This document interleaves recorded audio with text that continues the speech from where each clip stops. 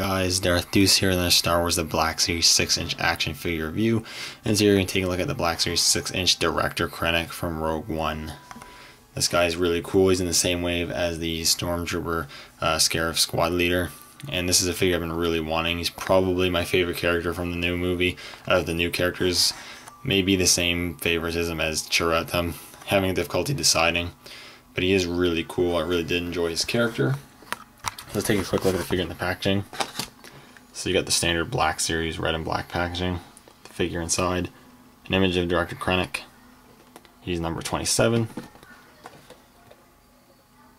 Director Krennic, as Director of Advanced Weapons Research for the Imperial Military, Director Krennic is obsessed with the completion of the long-delayed Death Star project. A cruel but brilliant man, Krennic has staked his reputation on the delivery of the functional battle station to the Emperor.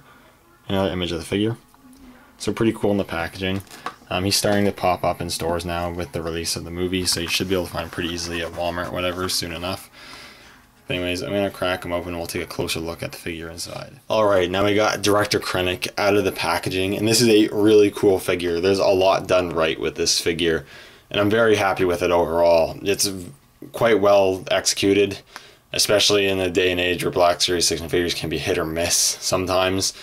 But this one's a really good one. Not without its flaws, of course, but I really like this one a lot. It might be one of my favorite 6-inch Black Series figures. Very cool to get a Imperial officer in the 6-inch form. I'm hoping that this opens the doors for more Imperial officers. I'm crossing my fingers for a Grand Moff Tarkin and a Grand Admiral Thrawn 6-inch figure as each. It would be easy to do because you could easily repurpose Krennic's mold. You have to make some slight modifications to his body, switch the head sculpts, and then there you go. You have Grand Admiral Thrawn or Grand Moff Tarkin. I really hope we get those figures in the 6-inch form. But it's really cool we get Krennic. So we'll take a closer look at him. So sculpt-wise, he's actually really good. My lighting's not the best. I don't have my light with me, but if it wants to focus, there we go. The head sculpt's actually really good. It has pretty good likeness to Ben Mendelsohn. It does look like him in the movie. The sculpt's really pretty close to dead on. I really do like it. I like the hair sculpt and the paint of the hair. It's gray. Old Man Han should be taking notes here. They actually made it gray, but not super white or anything, which is good. So it looks pretty good. He's got the eyebrows and he's kind of got the stern expression on his face. Looks really good. The eyes are painted pretty accurately. And really the only thing I can really complain about is the fact that if they just gave it a little more of a wash, it could probably bring out the details of the sculpt better. But it even looks good without that. So I really am impressed with the head sculpt. So props to Hasbro for that. As you can see, he sports a plastic cape, which is one of his accessories. There's good things and bad things about the plastic cape. The good thing is that you can get that sort of look with it draped over his shoulders and over his arms, whatnot, and you can get that really good look and get all the sculpted detail. The bad thing about it not being soft goods is it limits articulation when he has it on.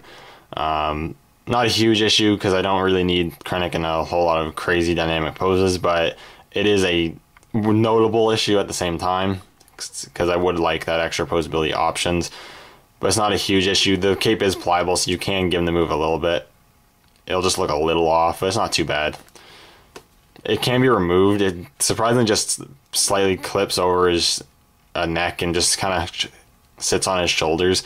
And from how it looks, you think it wouldn't hold on very well, but it actually does. Like, it's not falling off easily, which I like that a lot. So that's well executed, honestly. And again, the sculpt cape's really nice. You got sort of these different sculpt details and the wrinkles and whatnot of the fabric. To simulate the fabric looks pretty good. I do like it. I don't know if I would have preferred soft goods or plastic. I don't know. I think it looks good though, so I'm not going to complain too much about it. Set them down right quick just so I can remove it for you. Just it stands on its own, makes it easy. And then you just have them with the cape, which looks cool too, but I prefer them with the cape on, of course, because that's how we see them. So he's got the white uniform on. I've always been a fan of the white Imperial uniforms. I think they look really good and denote more seniority and regality, I guess you could say. It looks really good. He's got the silver code cylinders on the side, which are painted really well. The badge is painted really well as well. From what I've seen, it looks like it's the badge of a admiral or a fleet admiral or whatever, so I guess that's his rank equivalent. But it's a pretty high ranking rank black. the bigger it is, the higher rank they are. It looks really nice though. It has some nice paint. It's pretty accurately painted. And you have the sleeves and whatnot, and just the sculpt of the tunic and whatnot looks pretty good. He's got some of these canisters or whatnot on his belt, and the belt is painted in a black glossy plastic. You got the silver belt buckle holster to display his blaster pistol. Got the black military-like pants, officer-like pants with the jutting out sides, which is cool. And then black glossy boots. They're painted nicely and look pretty good. And he has black glossy gloves as well, which looks nice. Both have trigger fingers. This one's a little more open though, to have a little more difference and look a little more like he's gesturing, which I do like that a lot. Adds some character to him. And overall, it's a really nice looking figure. I have very little complaints with the paint and sculpt, so it looks really good for the most part, honestly. And I'm very impressed with that part of this figure. Now, in terms of articulation, of course, with the cape on, it is hindered, but without the cape, you have a ball joint at the head, which has a good range of motion. You get some decent pivot, and then you have a hinge at the neck, so you can look up quite a bit. Look down a fair amount. Ball hinges at the shoulders, which move above 90 degrees, which is really cool. Ball hinges at the elbow, just a single hinge, which moves at about 90 degrees. A ball hinge at the wrist, which moves in and out on both sides and rotates. A ball joint at the torso, which only moves up a little bit and down a little bit. Doesn't really want to rotate, and I don't really want to force it, so that's a little concerning, and he just pivots just a little bit. Ball hinges at the hips, and it can go about that far out. Unfortunately, my guy's right leg is really loose. Or not really loose, but it's pretty loose. It shouldn't be shaking like that, so that is a major issue. And I've heard people have had that issue with their Krennic figures, which sucks. I mean, in certain positions, it doesn't move at all like that, but when you have it just in this position, yeah, it wants to wobble a lot. I put it out and it wants to fall back in. That kind of sucks. He has a swivel at the thigh, double hinges at the knees, no boot cut, but he has a hinge at the ankle and a ankle rocker. So he has pretty good articulation, but unfortunately it is hindered by his plastic cape if you choose to display him with it, which I'm assuming most people will. In terms of accessories, he comes with just a couple, of course. Comes with the cape, which we've already taken a look at. He also comes with his blaster pistol, which can be slotted in the holster. I've seen a lot of people do this wrong. It doesn't bother me too much. A lot of people do them slotting it in like this and then wondering why it doesn't go in all the way. Well, the reason is because he has a crossover draw. He's supposed to holster it in like this. This is how it's supposed to go. Not like this. You can do it that way, I guess, if you want, but it's supposed to go like this because you have that little notch there for the scope to kind of slide in like that. This is how it's supposed to be. But it's just a point I'm going to mention. I just seen some people doing it wrong. If you want it to store more snugly, that's how you're supposed to do it. But you can hold it in either hand. You can hold it in the right hand, which he holds it in the right hand tighter than in the left hand, but you can get him to hold it in the left hand as well. It's just not as tight, but it's tight enough it's not going to fall out or anything if you're not fooling around with it. So, and then it's nicely sculpted. It's pretty cool design, like a heavy blaster pistol. Really cool. Got the sculpt, the scope, sorry, and it's decently bulky looking, which I like that look. It looks cool. So you got this the normal gray, and you got some brown paint apps for the handle.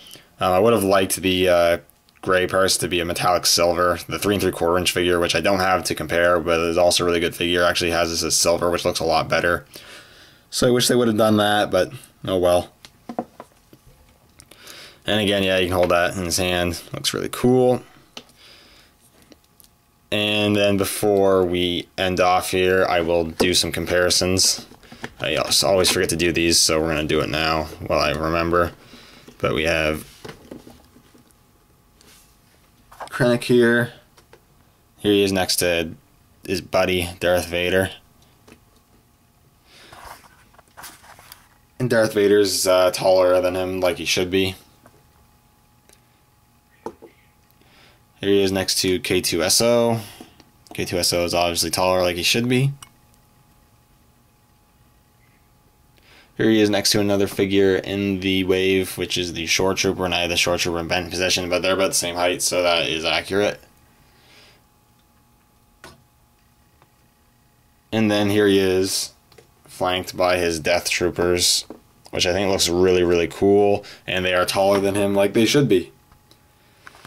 So overall, I think this is a really great figure. If you're collecting this Black Series 6-inch line, and especially if you're collecting the Rogue One characters, I highly recommend picking this guy up. He's a really well done figure in my opinion, and he really bolsters up your Imperial forces by giving them another commander besides just Darth Vader or the Emperor. He looks really cool among your Imperial guys, and I highly recommend this figure.